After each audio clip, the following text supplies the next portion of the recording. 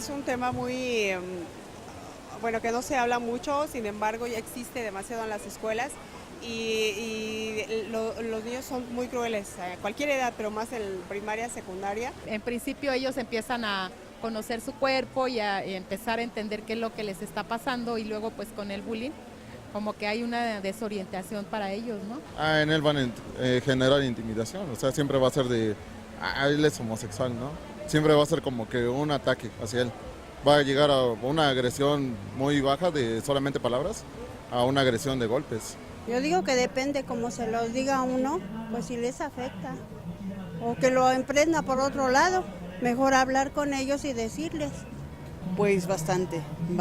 Yo creo que siempre les va a afectar lo que les estén diciendo, a pesar de que tengan la ayuda de los papás, de que los papás los puedan apoyar, el medio en que se desarrollan les afecta. Yo creo que sí los afecta muchísimo, que debería de haber más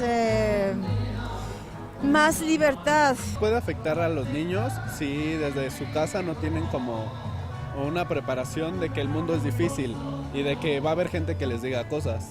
Entonces, pues puede que les afecte si no están preparados para ello. Muchísimo si no tiene una instrucción de su familia que le pudiera ayudar para que ella vea que a pesar de lo que diga la gente, ella se sienta feliz y se sienta satisfecha de cómo es su género, ¿no? Esto es Ciudad Abierta, un espacio donde la diversidad sexual y de género tiene cabida. Violencia escolar, bullying homofóbico, es un cuestionamiento del que nos platicará nuestro primer invitado, Roberto Baeza. Él es coordinador de incidencia y gestión política de la Fundación Arcoíris, activista juvenil desde los 17 años y con experiencia de trabajo en organizaciones nacionales e internacionales en relación con temas de VIH, LGBTI y diversidad sexual. También es impulsor de la primera y de la segunda encuesta nacional sobre bullying homofóbico y él ya se encuentra con Jacqueline Loaz. Muchísimas gracias, Yasmín. Roberto, bienvenido. La verdad es que es un gusto tenerte aquí en Ciudad Abierta. Y bueno, muchas preguntas que hacerte, pero yo te quiero hacer una muy puntual.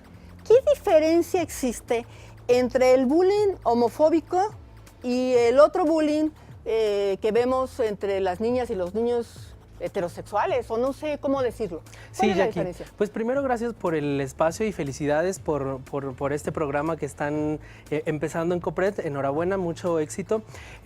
Para platicarte que para nosotras desde la Fundación Arcoíris es muy importante hacer la diferenciación de la violencia y del bullying en general, ¿no? Con particularidades específicas como es el bullying homofóbico. La diferencia radica principalmente en que es una violencia que es el bullying general, está fundamentado en distintos elementos como es el físico, como puede ser que si soy de tez blanca, que si soy de tez morena, que si soy chaparrito o si soy alta, ¿no?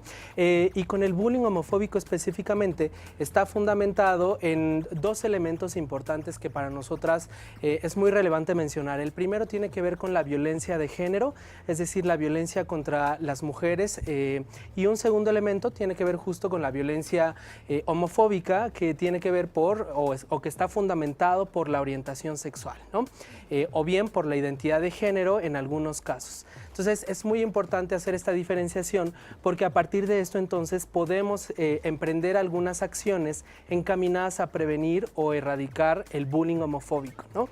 Y digo, antes de que entremos a esas acciones, ¿cómo les afecta a los jóvenes? No sé, me imagino un chavo, una chava de secundaria, segundo de secundaria, estas conductas de bullying homofóbico, ¿cómo afecta en su persona, en su crecimiento? Afecta de distintas maneras. Para nosotras creemos en la Fundación Arcoíris que no solo a manera personal afecta, sino tiene que ver con un impacto de desarrollo no solo personal, sino de desarrollo comunidad, como ciudad, como delegación, como país, ¿no? Como región en América Latina, porque a partir de la violencia puede permear que una persona tenga acceso a la educación y eventualmente eventualmente eso va a afectar, ¿no?, de manera positiva o negativa si continúo con mi escuela o no continúo. Y si continúo, voy a tener que sobrepasar, ¿no?, esa violencia constante, pero si no continúo, entonces deserto de la escuela y tengo menores posibilidades a un empleo, a una salud, ¿no?, a espacios de convivencia, de interacción, del desarrollo personal, y en algunos casos puede caer y puede terminar esta violencia constante y sistemática en casos de suicidio basados en la orientación sexual o la identidad de género. Oye, ¿y los chavos, las chavas de esta edad, cómo lo viven? ¿Lo viven en soledad? ¿Tienen con quién conversarlo? Mira, es muy importante tu pregunta porque yo diría que en contextos y en años anteriores, en décadas anteriores, seguramente cuando tú estudiábamos, era muy probable que las y los adolescentes estudiantes LGBT vivieran este proceso de manera en soledad, ¿no? Sola.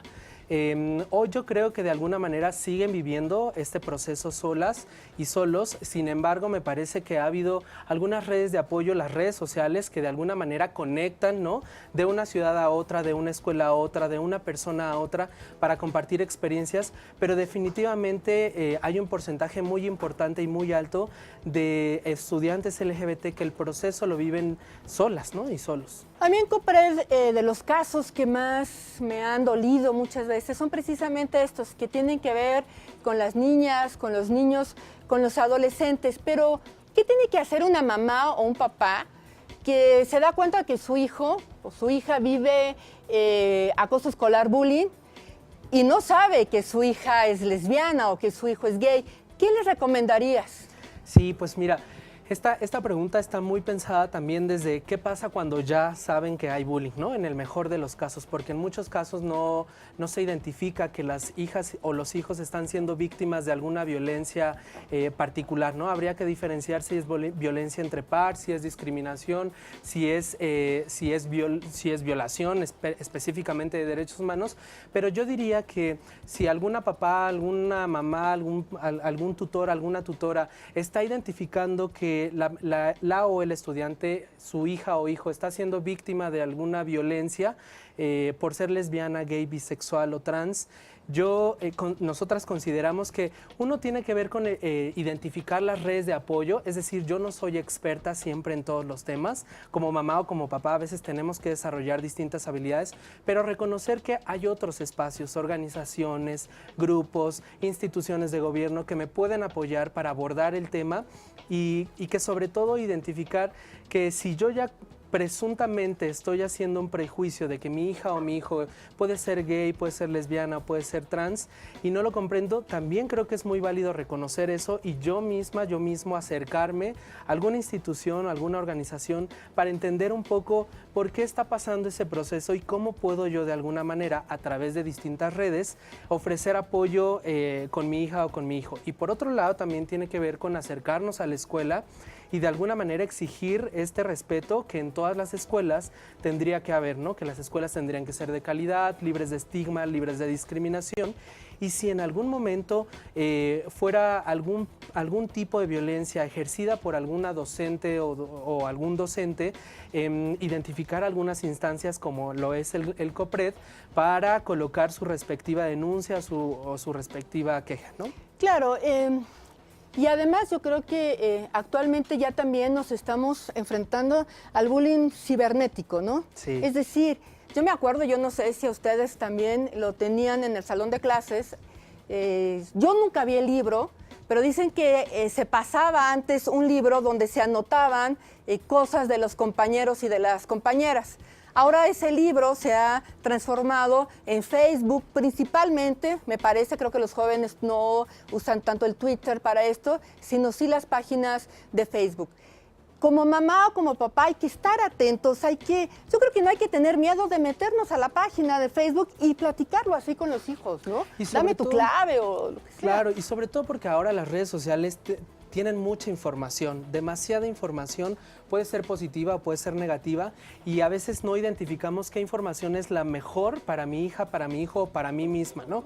Entonces, sí es importante reconocer que en las redes sociales, y particularmente este tema de bullying homofóbico y transfóbico, que últimamente ha tenido un auge muy importante, como lo decía al principio, es por una razón muy específica, por ser lesbiana, por ser gay, por ser bisexual o por ser trans.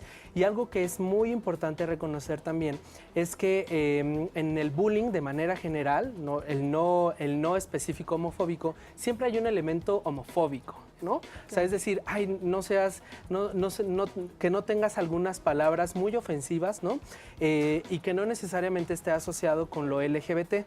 Pero es muy importante saber que en las redes sociales nuestras hijas y nuestros hijos van a acceder a mayor información, y que es muy importante también conocer de dónde viene esa información, y que yo como mamá o como papá pueda acercarle también este tipo de información, ¿no? A mi hija, a mi hijo, que sea un poco más asertiva, que esté fundamentada y que venga de instituciones. Pues yo quiero agradecerte muchísimo, Roberto, porque creo que nos has dado un escenario en donde hablar de quienes son sujetos de este acoso escolar, qué pasa con las niñas y con los niños que lo miran y que están alrededor, y cómo lo viven, y bueno, las mamás y los papás y los maestros, la responsabilidad que tenemos ahí. Muchísimas gracias. Espero que no sea la primera vez que nos acompañas aquí. Muchas gracias, Roberto. Gustosas como siempre, gracias y enhorabuena. Felicidades, Jackie.